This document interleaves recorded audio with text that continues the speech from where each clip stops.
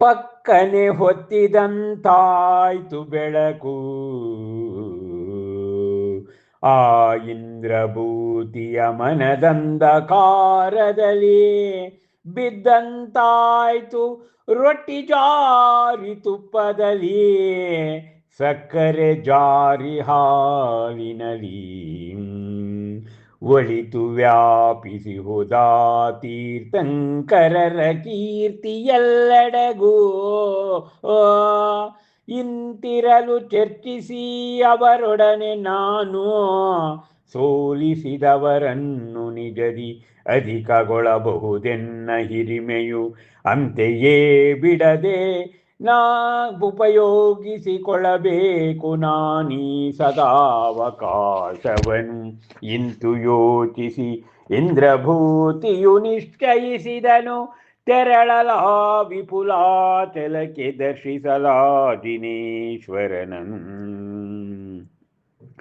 ಅಂತೆ ತೆರಳಿದನಾ ಇಂದ್ರಭೂತಿಯಲ್ಲಿಂದ ವಟುವಿನೊಡನೆ ಆ ವಿಪುಲಾಚಲಕ್ಕೆ.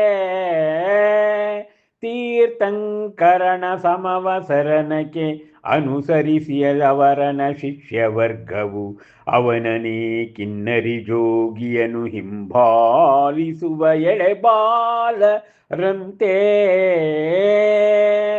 ನೋಡಿದ್ದನ ಇಂದ್ರಭೂತಿಯು ತನ್ನ 50 ವರ್ಷಗಳಲ್ಲಿ ಬಹಳ ಮಂದಿ ಪಂಡಿತರನು ಅಂತೆ ಜಯಿಸಿ ವಾದದಲ್ಲಿ ಪ್ರಕಾಂಡ ಪಂಡಿತರನೇಕರನು.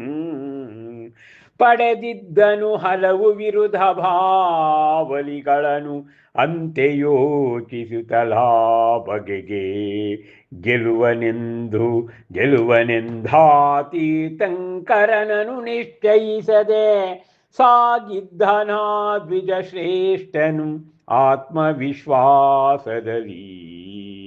ಸಮವಸರನದೆಡೆಗೆ ಆ ವಟುವಿನೊಡನೆ ವಟುವೇಷದ ಇಂದ್ರನಾದರೋ ಹಿರಿಹಿಗ್ಗುತ ಮನದೊಳಗೆ. ತನ್ನಾಸೆ ಫಲವು ಮಾಗುತಿಹ ಕಾರಣಕ್ಕೆ ಹಿಂಬಾಲಿಸಿದವನನ್ನು ಮುಗ್ಧನಂತೆ.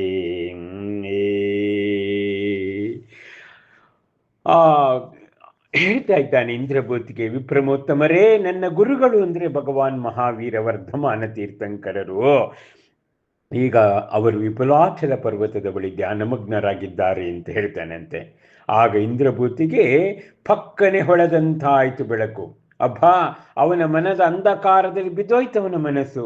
ರೊಟ್ಟಿ ಜಾರಿ ತುಪ್ಪದಲ್ಲಿ, ಸಕ್ಕರೆ ಜಾರಿ ಹಾಲಿನಲ್ಲಿ ಬೀಳುವ ಹಾಗೆ ಆ ತೀರ್ಥಂಕರರ ಕೀರ್ತಿ ಎಲ್ಲೆಡೆಗೆ ಇದ್ರೂ ಕೂಡ ಅವರ ಜೊತೆ ಚರ್ಚಿಸಿ ನಾನು ಅವರನ್ನು ಸೋಲಿಸಿದ್ರೆ ಆಗ ನನ್ನ ಹಿರಿಮೆ ಗರಿಮೆ ಜಾಸ್ತಿ ಆಗ್ತದೆ. ನೋಡಿ ಎಂತಹ ಸ್ವಾಭಿಮಾನಿ ಇವನು, ಎಂತಹ ಅಹಂಕಾರಿ ಅನ್ನೋದನ್ನ ನೋಡ್ಕೋಬೇಕಾಗ್ತದೆ ಇಲ್ಲಿ.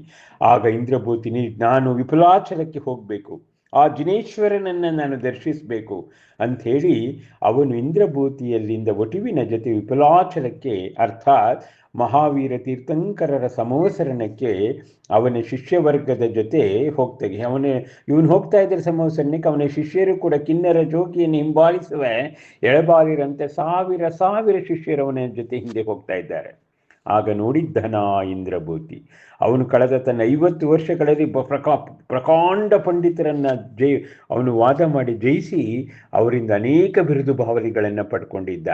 ಈಗ ತೀರ್ಥಂಕರನನ್ನು ನಿಷ್ಠೆ ಇದೆ, ಆ ತೀರ್ಥಂಕರನಾಗ್ತಕ್ಕಂಥ ಆತ್ಮ ಇದೆಯಲ್ಲ, ಅಲ್ಲಿ ತೀರ್ಥಂಕರನಾಗ್ತಕ್ಕಂಥ ಆ ಕಾಲದ ಆತ್ಮ, ಅವನನ್ನು ನಾನು ಸೋಲಿಸ್ತೀನಿ ಅಂತ ದ್ವಿಜಶ್ರೇಷ್ಠ ಆತ್ಮವಿಶ್ವಾಸದಲ್ಲಿ ಸಮವಸರಣಕ್ಕೆ ಹೋಗ್ತಾ ಇದ್ದಾರೆ ಆ ವಟುವಿನ ಜೊತೆ. ಆ ವಟುವೇಷದ ಇಂದ್ರನಾದರೂ ಕೂಡ ಹಿರಿಕ್ತಾ ಇದ್ದಾನಂತೆ. ಯಾಕೆಂದರೆ ಅವನ ಮನಸ್ಸಿನೊಳಗೆ ಅವನ ಆಸೆ ಅವನ ಫಲ ಮಾತು ಅಂಥೇಳಿ ಮುಗ್ಧನಂತೆ ಅವನನ್ನು ಹಿಂಬಾಲಿಸ್ತಾ ಇದ್ದಾನಂತೆ. ನೋಡಿ, ಇನ್ನು ಕೇವಲ ಜ್ಞಾನ ಕಲ್ಯಾಣ ಸಂಪುಟದಲ್ಲಿ ಇನ್ನು ಕೊನೆ ಸೋಪಾನ 37 ಅದೊಂದಾದರೆ ಮುಗಿದೋಯ್ತು ಕೇವಲ ಜ್ಞಾನ. ಇನ್ನು ಬರ್ತಕ್ಕಂಥದ್ದೇ ಮೋಕ್ಷ ಕಲ್ಯಾಣ.